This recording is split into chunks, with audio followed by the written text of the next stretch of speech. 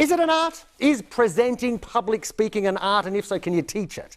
I believe it's not an art, because Okay. it's not just a skill that you're innately born with.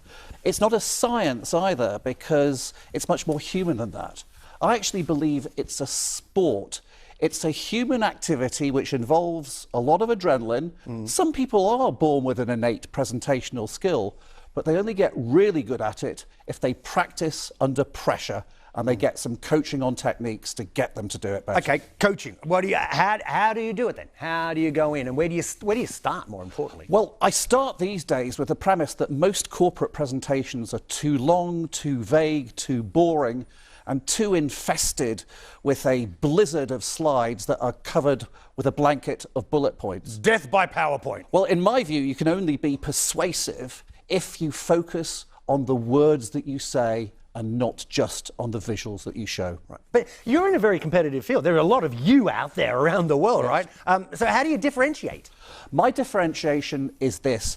If you accept the premise that you have to focus on the words, you have to make sure that there is information plus attitude in your words. Right. And your attitude should be one of that of being a leader, leading the audience to a very specific place. And in order to do that, you have to have a very specific, what I call, micro message.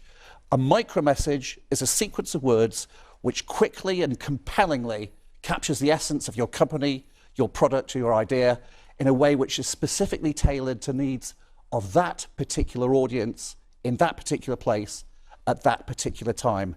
It's what you'd say if you only had 10 seconds in which to do the whole presentation. Now, I know most of your coaching is done here in the UK, but you travel around the world and you do it in different parts of the world. So I want to ask you this.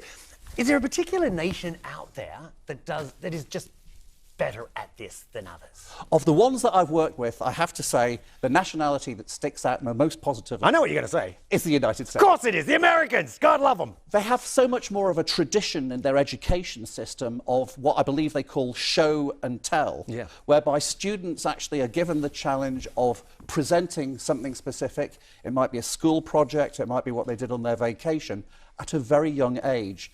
And they get exposed to the pressure of presentation early on, and it stands them in good stead for the rest of their lives. And, well, I've got to wrap it up, but in about 15 seconds, it all comes down, as I've been saying, and you sort of highlighted, preparation.